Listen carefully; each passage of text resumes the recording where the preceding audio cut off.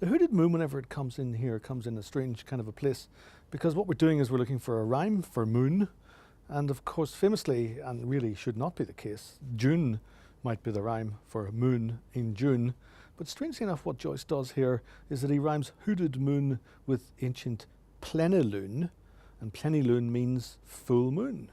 Plenilune goes against hooded moon. What's he doing here? Because technically what he's done, he hasn't rhymed moon at all, he's just repeated it, because he's rhymed moon with moon. Moon, plenilune. What's going on with these strange words and these strange play with the things? Kith and kin goes in against capuchin, which again is another strange wine. A capuchin, of course, is a capuchin monkey, is a monkey who is just a bald monkey, or a capuchin monk is also a monk which has a bald head. But of course, a monk might also be hooded and might be like a hooded moon, and the bald head might be like a moon as well too. What's going on here? Well, what's going on here, of course, at this point of the sequence is, and we've seen this already in a number of the other lyrics which have come up to this particular point in time, he's playing, and he's playing with words, and he's playing with words in ways that are somehow diverting him away from his theme. The theme here comes in rather strangely in the final stanza. Believe me rather that I'm wise in disregard of the divine. A glory kindles in those eyes, trembles to starlight. The glory had been there, he who hath glory lost, in the lyric which we've put at the beginning of this sequence, and in which the Sylvia Beach version had been there at the start. The glory is a glory in disregard of the divine.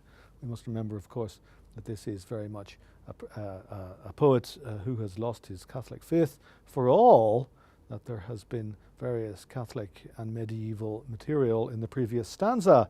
The glory and the stars, the moon, the hooded moon, the monk, and the capuchin. But the playfulness is coming through here, and the playfulness is coming through here as he starts to have more fun with the rhymes than maybe he ought to. Mine, oh mine, rhymes with divine, and then we get this, another one of these polysyllabic rhymes which have been all the way through the sequence. No more be tears in moon or mist for thee, sweet sentimentalist. And the wit of scorn or satire, or the tone with which we're going to read that word sentimentalist, is something which attracts us into the word because of its polysyllabic status, but also wondering exactly what he's doing as he's addressing the person. Who is the sweet sentimentalist? Is it us as the readers, or is it the lover as well too? The sequence is gradually diverting itself and gradually dissipating itself in its own wordplay.